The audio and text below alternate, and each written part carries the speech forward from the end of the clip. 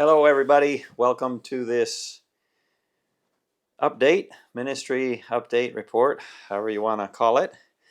And yes, I'm a happy camper today because one of the things I like to do here in the States that I can't do in Spain, and so very limited as to my options, is to go deer hunting. And it's been years since I've been able to take a shot at a deer, and this morning the Lord put a 10-point buck right in the right spot, and so I was able to harvest that, and that was exciting.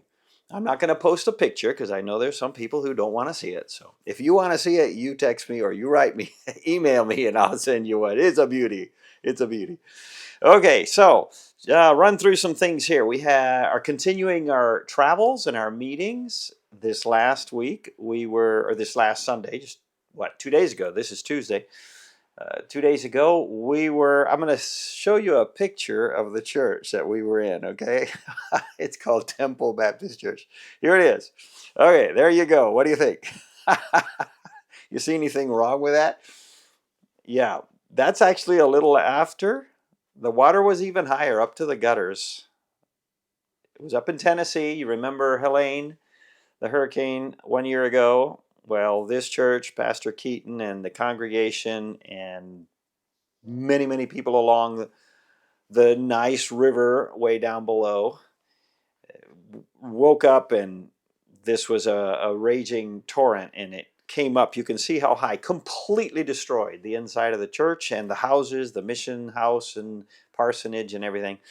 And we had lunch with Pastor and his wife and a few others after the service, and he told us some of the stories, the amazing stories of grace that God brought about as a result of this tragedy. It reminded me of our landslide story at the farmhouse. Anyway, he had a great morning of services and just a tremendous, tremendous story and testimony of how God brought this church back from such a disaster. And we had wonderful services in a beautiful building, debt-free, because hundreds, maybe thousands of God's people just rushed in to help, and a lot of people, they don't even know who they were, just came in to help their neighbor, even if they were from other states.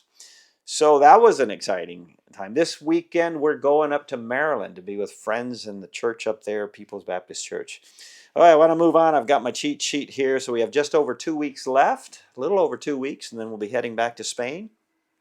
And we have things waiting for us right there. I'll talk a little bit about that in the morning. One highlight this furlough was I was able, even though I didn't think I was going to because of an injury, but I was able to finish the marathon a couple of Saturdays ago here in Greenville. 42 kilometers, 26 miles. That was tough, but it happened, and I was very grateful. My son and son-in-law, this is my son-in-law Ethan, my son also, both of them came and paced me for a while and helping me to not quit.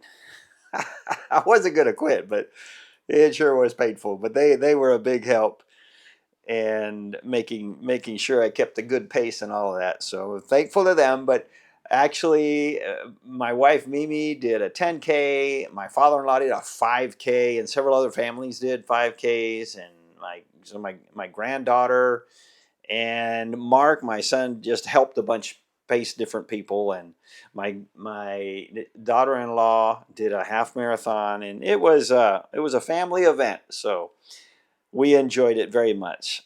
Then let me see what else. There was a mini retreat this last weekend at the farmhouse at Ayerdi. Those of you who follow the farmhouse ministry, here's a picture of that. Our co-workers, Juan and Tete, and then our son Danny and David were there, and most of these young people are from our church. There's a couple from David's church, I think. Yes. And they just had an overnighter and some good Bible teaching, good fun and fellowship testimonies. So it was good to see. You can see things are turning wintry there. But they had a great, great time. And what a blessing. The twins, let me see, there's one of them in the back there, also heavily, heavily invested in the young people of our church.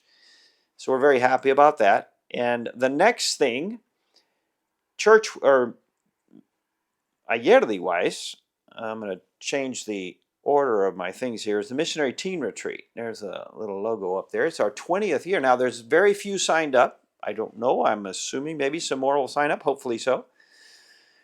But so far, there's very few, and that's okay. We don't do it because of the numbers. We do it because it's what God wants us to do. And numbers in any ministry go up and down, you know, as waves, up and down. And sometimes at this particular moment in the church ministry, we're busting at the seams.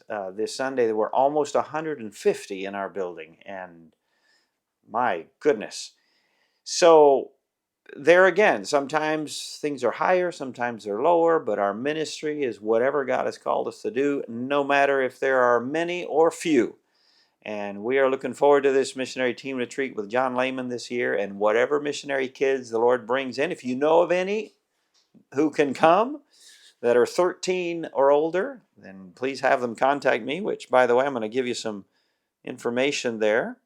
There we go. There's my email and the Count the Stars website.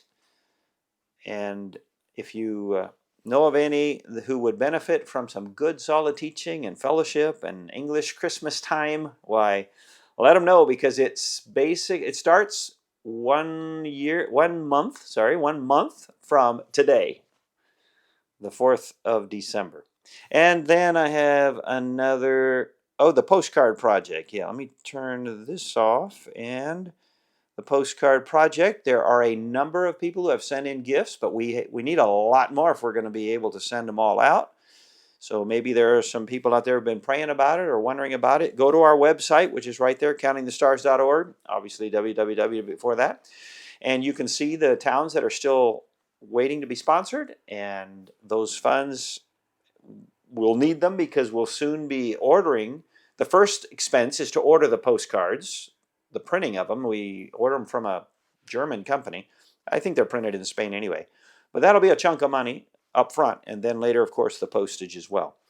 And then let me close with a greeting that our congregation sent us. I can't remember if it was this Sunday or the Sunday before, but our co-worker, Juan, got this. Well, I think it was him.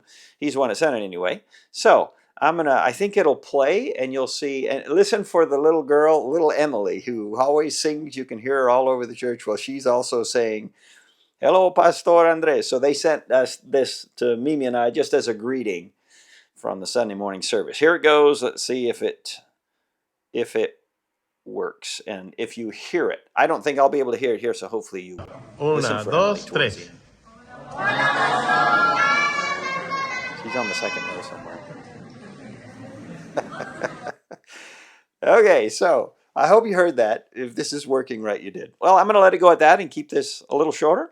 Thank you for your prayers. Thank you for your communication by WhatsApp, by emails. We have so many friends. Got it. We are very, very, very rich in friends and supporters. And I know, because you tell me, many of you watch these videos and enjoy seeing what the Lord is doing there in the Basque Country, Basque region of northern Spain. I'll let this go, and it should be out in a couple of hours, and hope you enjoy it. Take care. Goodbye.